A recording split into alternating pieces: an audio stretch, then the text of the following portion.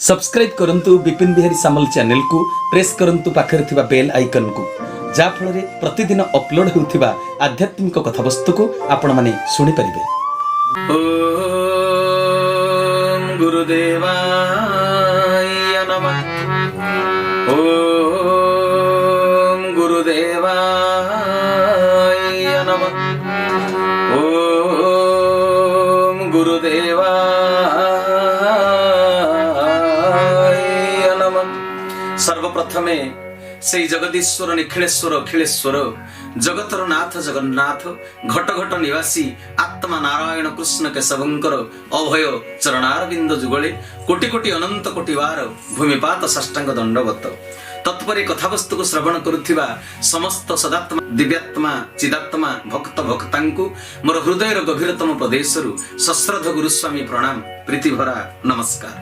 सजन वृंद गत अध्याय रे भागवतर आलोचना चक्र रे आमे एई पर्यंत पहुंची थिले जे दिग्विजय करी फेरुचंती परीक्षित महाराज चतुरंगणी सैन्य सामंतंक सहित अदूररु देखिले जने राजा गोटे पादरे चालुथिबा शुभ्र रंगर से पतला खिणांग वृषभ को प्रहार करुचंती आ गोमाता को मध्य जने गोमाता कांदुछंती ताको प्रहार करुछंती। से दिजण जाक असहाय अवस्था रे से राजा को डोरी डोरी थरी थरी कांदुछंती।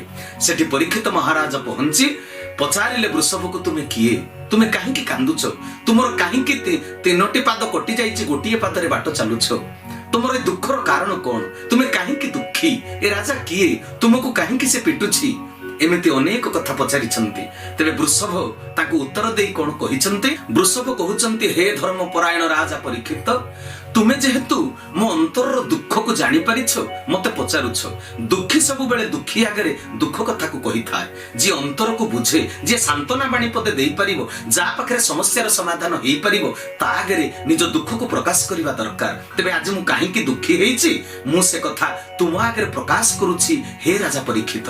तबे वृषभ रूपी धर्म देवता कोन कहउछंती परीक्षित महाराजन को हे पंडु वंशज उत्तरा आत्मज धर्म अनुगत राजा तुम सद गुण किय बावर्णिली उड़ाइछ धर्म ध्वजा तुम्भ पितामह भक्ति प्रेम बळे श्री कृष्ण कोले सारथी तांक वंशधर तुमे धर्म वीर जगते रखिछ कीर्ति हे वीर किए हरिब जात मोर हे वीर दोष देवी काहाकु आवर हे वीर करी कराउछंती ईश्वर हे वीर करी कराउछंती बोल आनंद कंत भगवान की बोल सच्चिदानंद भगवान की। सजन वृंद मनर कथा को प्रकाश करुछंती वृषभ रूपी धर्मराज परीक्षित महाराजंक आगे निजर मन कथा खोलिकिरी कहउछंती आत्मज्ञान कथा कहउछंती कारण सी होउछंती धर्म निजे ना धर्म देवता कहउछंती हे धर्मानुगत परीक्षित तुमे सिद्ध वंशर दायाद तुमे बापा जेजे बापा थिले तुमर बापा जेजे बापा थिले भगवानंकर जणे जणे अनन्य परम भक्त निजर निष्ठा बल भगवान श्रीकृष्ण को तुमे पितामह अर्जुन तांकर रथरे सारथी करथिले ये कोन कम कथा तुम पितामह रथरे भगवान को सारथी करि देइथिले सेई वंशर तुमे उत्तर दायाद कोन मो दुख कथा तुमको कहिबी काहाकु बा दोष देबी तुमे जो पचारुच तुम दुखर कारण किए बोली काहाकु मु दोष देई कहिबी जे मोर दुखर कारण ये बोली जी प्रकृत रे आत्मज्ञानी से तो अन्य को दोष देई न थाए तापरे प्रकाश करुछंती केडे सुंदर भाव रे वृषभ रूपी धर्म देवता आउ कोन कहउछंती दुखर कारण करंती प्रमाण ज्ञान बळे बुद्ध जन एक हे प्रारब्ध एक हे दैव कराउछि निमान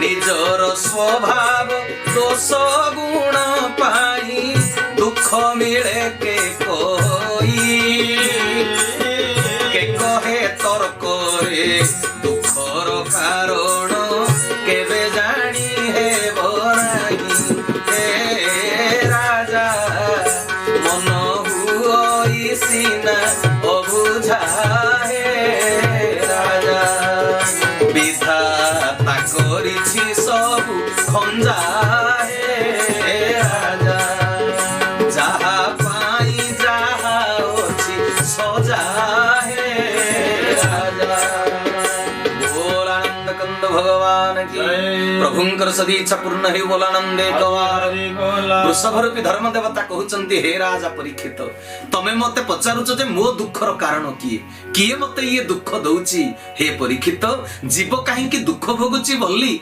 किए केते प्रकार ज्ञान को बखाणी बसंती किए कहउची मनीष प्रारब्ध दोषर दुख भोगुची किए कहउची दैवता इच्छा बल रे जीव को नचउची दुख दउची किए कहउचंती मनीष ता निज स्वभाव दोष गुण रु से दुख को भोगुची आउ किए कहउची तर्क बल रे कई कई कहउचंती जे जुक्ति तर्क द्वारा भी दुखर कारण को प्रकृत रे बुझी हबो नाही खोजी हेबो नाही जे जेते कथा कहिले भी भोगा भोग को कौनसी उपचार द्वारा काटी हेबो नाही मोर दुख पई मु काहा को तेबे दोष देबी आपण कोंतु ना मते जे दुख देउची आपण ताकू दंड देले मु पाई सारिथिबा पीडा कोन मोर हरण होई जीवो मो पीडा कोन हरण होई जीवो मते जे प्रहार करिछि ताकू आपण दंड देई देले मु हेउची स्वयं धर्म देवता हे परीक्षित अन्य जड़े मो पाई दुख पाइले मु कोन आनंदित होई परिबी मु परा निजे धर्म देवता राजा परीक्षित सृष्टिर चिरंतन सत्य को सुनी निश्चित होई गले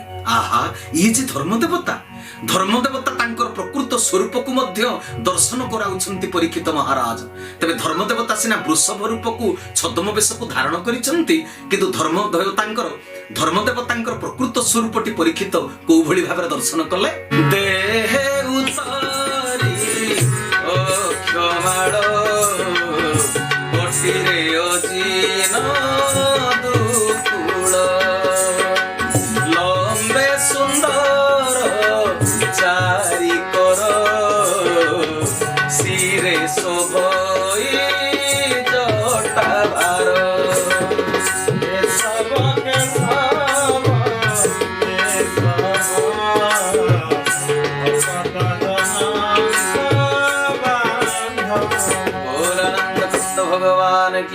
बोल सच्चिदानंद भगवान की प्रभुंकर सदीच्छा पूर्ण हे बोलानंदे कवार धर्म देवतांकर प्रकृत स्वरूपटी केमिति थिला ना वैराग्य वेश जटाजट मंडित मस्तक गଳାରେ अक्षमाळ देहरे वैराग्यर वास परिपाटी चारोटी हातरे सत्य शांति दया क्षमार आयुध दर्शन करी धन्य होई गले महाराज परीक्षित धर्म देवता न होइथिले एपरि सत्यवाणी किए सतरे कहि परिबो जे मते जे दंड दउछि ताकू जदि ए दंड मिले मु केमिति खुशी हेबी कितनी सुंदर कथा दोषी अन्य को सब बेले दोष देई थाए जे ज्ञानी से निज दुख पाई अन्य को केबे दोष देई न थाए परीक्षित एपरी घटनार समस्त कारण को निजे निजे सुंदर भाव रे बुझी गले जे काहे की घटना घटुछि ए वृषभ धर्म देवता ए गाई होचंती माता वसुंधरी तेबे ये जे पिटुची प्रहार करूची ये किए निजर ज्ञान बल रे जानी पारिले परीक्षित महाराज वर्तमान कलिजुग तार प्रभाव पकेइबा पई उद्वेग होई गलानी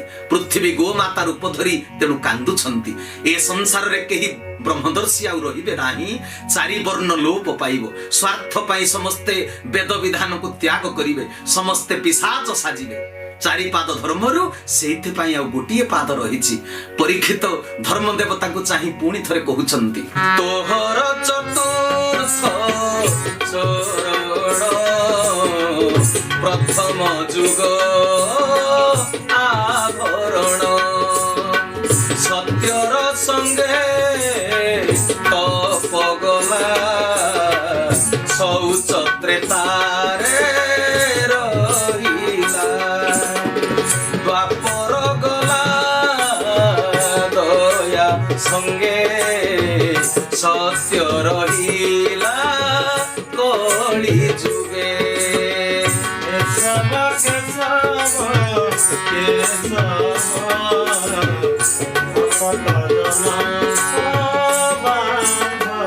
बोल सच्चिदानंद भगवान की बोल भक्त वत्सल भगवान की बोलो न्यायवंत धर्मराजांकर।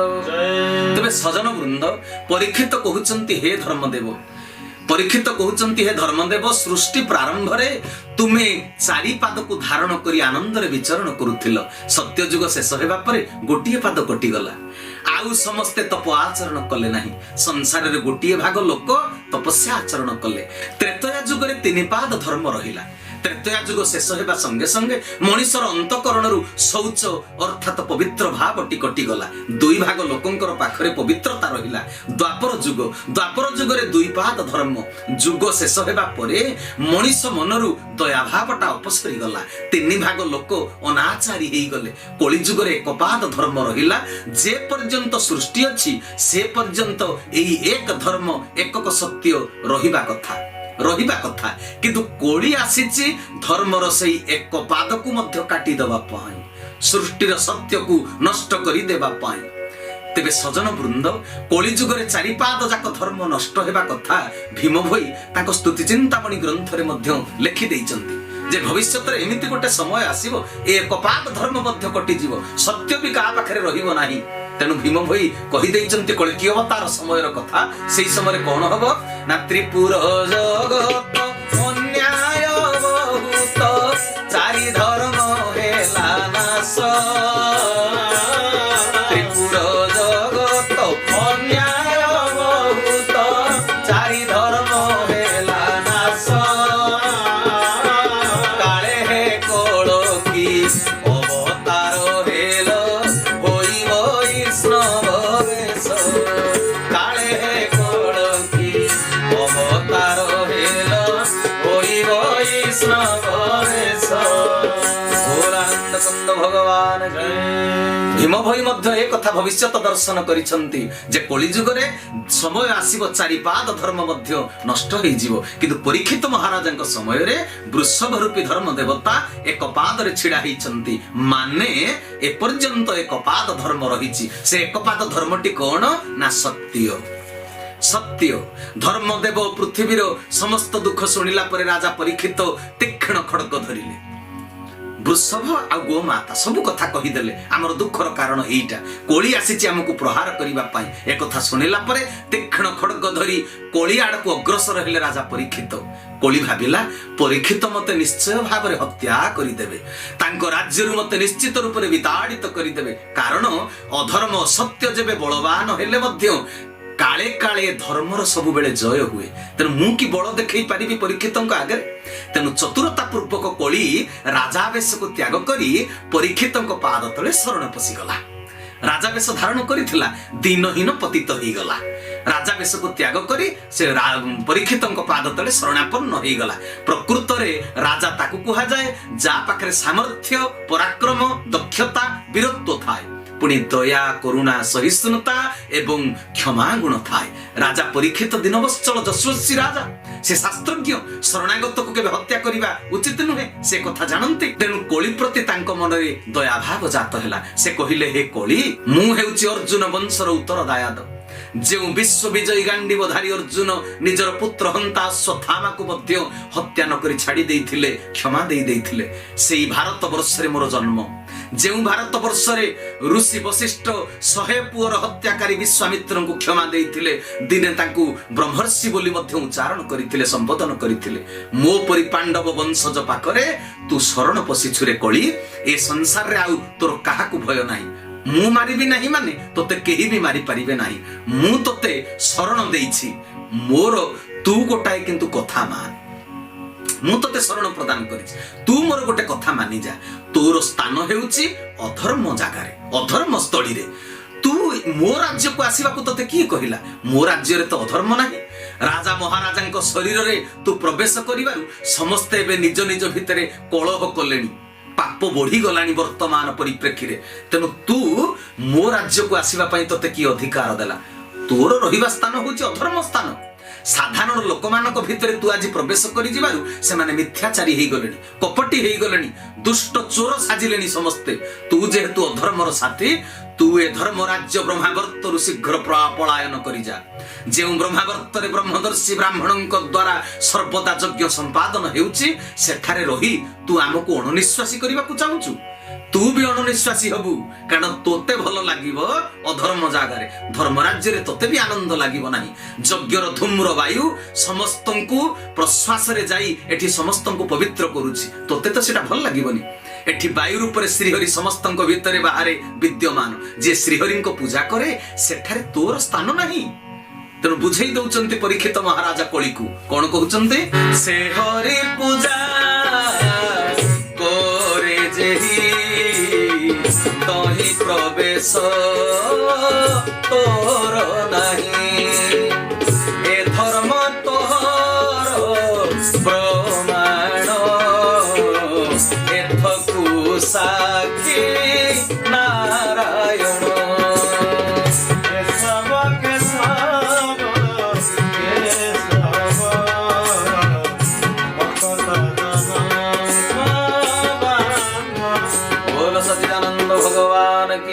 प्रभुंकर सदीच्छा पूर्ण हे बोलानंदे कवार। सजन वृंद परीक्षित महाराज कहउचंती कली को, राजा परीक्षित कहिले हे कली जेउठारे श्रीहरिंक निवास से जगारे तोर तो प्रवेश निषेध, सेटा तो पई प्रोहिबिटेड एरिया, तो पई प्रभु नारायण विधान देइचंती से संपर्क रे तू जानिचु ना जानि ना। जेउठी अन्याय अनीति अधर्म अनाचार चलीथिबो तू सेठाकू चली जा, तू सेठी भलरे राजुति करिवु, तोते से जागा भल लागिवो। परीक्षितंकर ए कथा सुनिला परे कली चतुरतार सह राजा परीक्षितंकु कोन कहिला जानंती, कहले हे धर्मात्मा परीक्षित आपण जने विचारवंत राजा, आपण मो प्रति अविचार करंतु नाही। सृष्टिर आवश्यकता पई मते परा ईश्वर सृष्टि करिचंती, मोर राजती समय मध्य मध्य प्रभु निर्धारण करी कहि सारिचंती।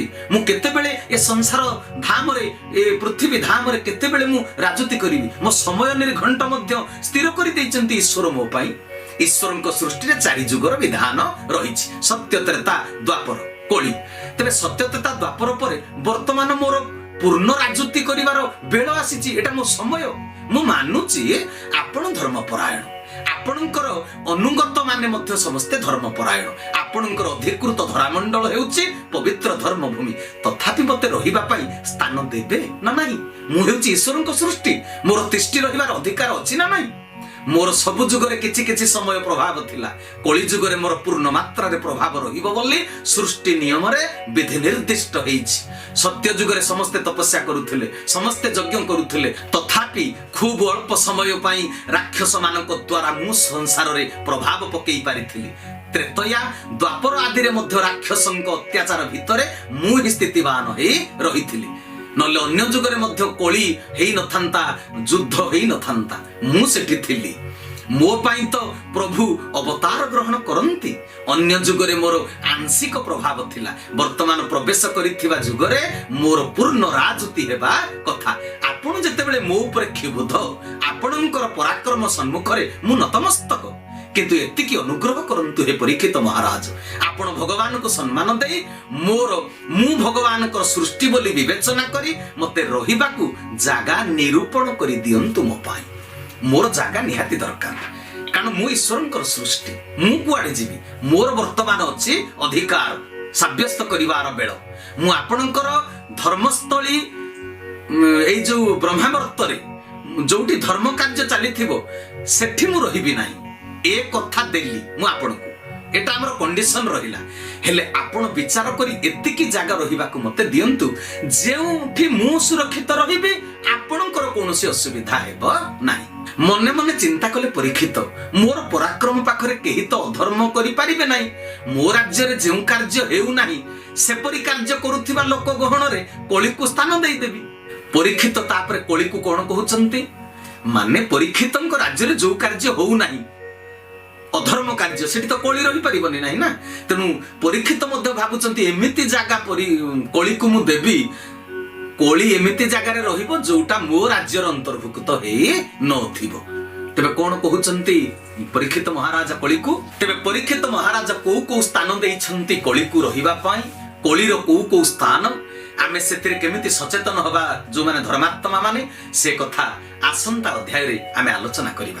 तेबे समय अनुसार आजिर ए अध्याय को एठी विराम देउची। समस्तन ठारु विदाय कालीन सप्रेम गुरुस्वामी प्रणाम। हरि ओम तत्सत, हरि ओम तत्सत, हरि ओम तत्सत। श्री केशवार्पणमस्तु, श्री केशवार्पणमस्तु, श्री केशवार्पणमस्तु। श्री केशव शरणम, श्री गुरुस्वामी शरणम, श्री चरमनाथ शरणम।